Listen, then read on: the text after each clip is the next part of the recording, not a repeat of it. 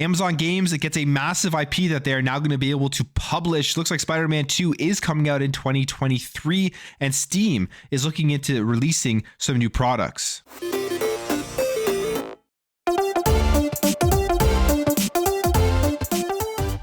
So Crystal Dynamics has gone through a ton of stuff. I mean, they released that brand new trilogy of the Tomb Raider series, which was an incredible trilogy. Looked great, played great, great story, all of that type of stuff. And you would think that that would be a very sought after IP with how well that series did. And we know what happened. Square Enix sold off Crystal Dynamics to the Embracer Group for penny. Crystal Dynamics and Square Enix Montreal and Eidos Montreal for $300 million. It's a very, very cheap sale that the Embracer Group got access to just amazing IPs. And now with the Embracer Group, it looks like what they are doing is they're taking these IPs and they're licensing them off to other publishers, as it looks like Amazon Games is going to be publishing the next Tomb Raider game. Now, Scott Amos, the Crystal Dynamics head, had this to say. First of all, it's going to be a multi-platform game, but he says here, Crystal Dynamics has an extraordinary opportunity following our acquisition by Embracer to redefine what a publishing relationship is for Tomb Raider.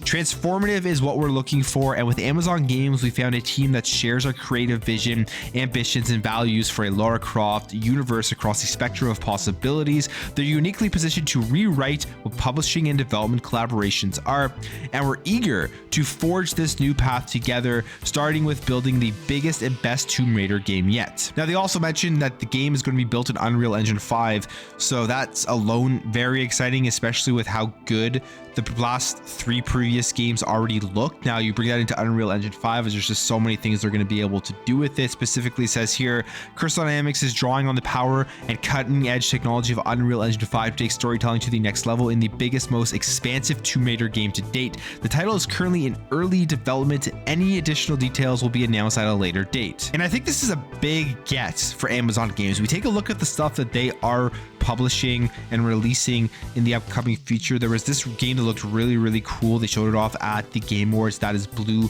Protocol. Now you're going to be adding Tomb Raider to the franchise, and I believe they also released New World, which is that popular MMO. I don't think it's as popular now as it was when it came out. I think there was like 1 million people instantly when it came out, but now it's around like 50,000-60,000 people playing it. But they created New World as well, which, I mean, right now I think it's even on sale, so you'll probably see an uptake on people playing that game. But it was really well done from what people have said who had played the game. So they are doing a lot of stuff, and then they also have Lost Ark. So they're doing a lot of stuff. Amazon Games, they're continuing to grow. It's going to be a competitor going forward for PlayStation, for Xbox. What's good, at least at the end of the day, is that it is going to be multi-platform in terms of Tomb Raider, so you don't have to worry about, oh, is this going to be locked to just one singular platform? So if you're on Xbox or on PlayStation, you should be able to pick this up and play it when it does come out. I'm really excited. I'm really excited to see what Amazon Games is going to be able to do with this franchise, and hopefully this is a step upwards in terms of the game itself, which I think is going to be pretty hard because the last 3 games are really good. Next up, we have a confirmation on one of the biggest exclusive games that is going to be coming out in 2023, one of PlayStation's biggest exclusives by far, and that is Spider-Man, as they have announced that they will be releasing Spider-Man 2 in the fall of 2023. Specifically, Brian Inithar, who is the creative director at Insomniac, had this to say: "What a year it's been for PlayStation Studios. Here at Insomniac Games, we've been in absolute awe of the work of our peers. Congrats to everyone on a successful 2022, and here's to the next year being just as exciting as we continue to get Marvel Spider-Man's 2 ready to release next fall." So I think this is pretty important for PlayStation, because you look at 2023 and they don't have any other first-party games that are coming out. Spider-Man 2 is going to be the big draw. I mean, there are games that were announced that people are speculating may come out in 2023. You have like Factions from The Last of Us, which will be a multiplayer game, a game that was originally supposed to come with The Last of Us 2, and they released it and they got pushed back, and then they said it was too ambitious to release with the game, so they are making its own standalone game. You have a game like Wolverine that there's speculation that may also come out, which is completely doubtful. So Spider-Man 2 is going to be the only first-party PlayStation game that we know of right now coming in 2023. I mean, they do have other exclusives in terms of the third-party stuff like Final Fantasy 16 and Forspoken, which are going to fill in a lot of gaps, but Spider-Man 2 is going to be huge. It's going to be a big game for PlayStation in 2023, probably the biggest, and it's a great game. I mean, I really do like Insomniac. I like the games that they make. I love the first Spider-Man. I liked Miles Morales, so I am looking forward to Spider-Man 2. And finally, we have this. It has to do with Valve and looking to make a Steam Controller 2 and a Steam Deck 2 in the future. If you remember the original Steam controller, it was this thing here, very odd looking controller, only one joystick, and then it had touch pads, which they were obviously trying to emulate a mouse for a lot of those mouse and keyboard games that you would be able to play sitting back on your couch via the Steam boxes that they had out back then. And then they discontinued this controller in 2019. It did, I'd say, okay, so 1.6 million units, but I think overall it was a very odd controller and not a controller that many people actually liked using. I thought it was weird. I wonder if you guys have any thoughts on this. If you have it, let me know.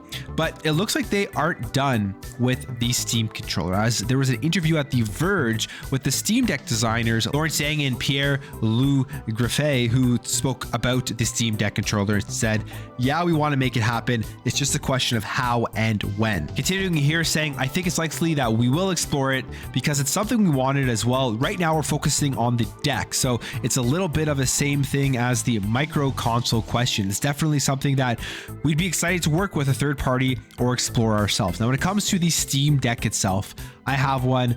It's awesome. It's easily one of the best things to be released in gaming in a very long time.